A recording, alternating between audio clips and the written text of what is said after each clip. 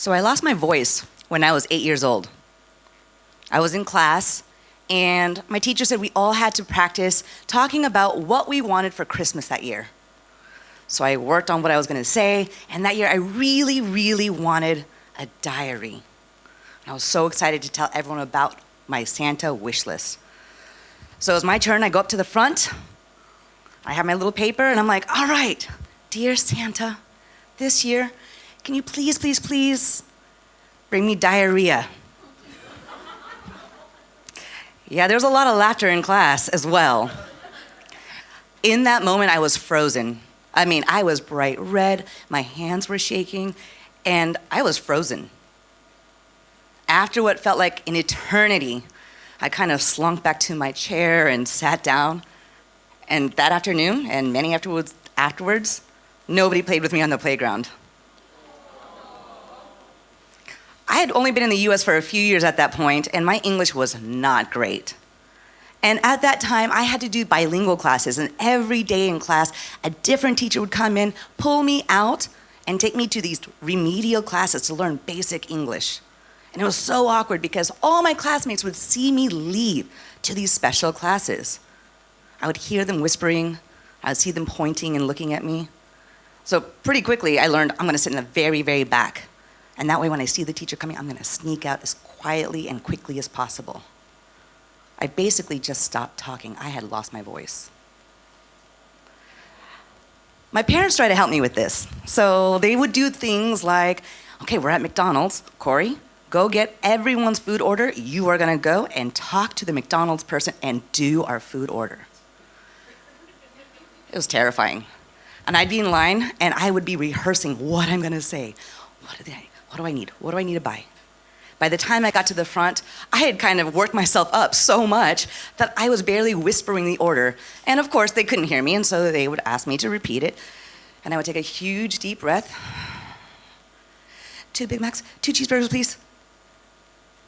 Sometimes they got it right, sometimes they didn't, because they couldn't understand me because I was so nervous. There were other ways that my parents tried to help me. So I have a distinct memory of going trick-or-treating for Halloween. And my mom wouldn't let me get candy unless I audibly said trick or treat. As a young child, that's a really cruel and unusual punishment. And sometimes I'd have neighbors that would offer just the candy because they felt bad for me. And my mom said, no, she's not allowed to have it until she says trick or treat out loud. We can't hear her.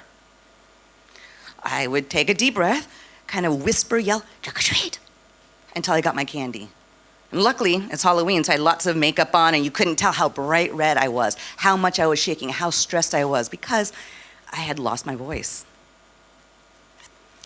A few years into my childhood, adolescence, my parents decided to open up a hot dog stand.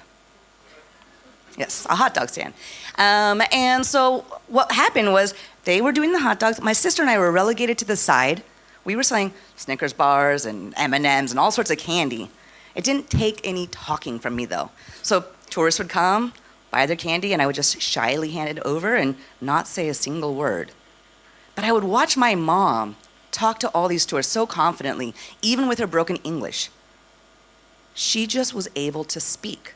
And I would go home and in front of the bathroom mirror, try practicing things that I had heard her say.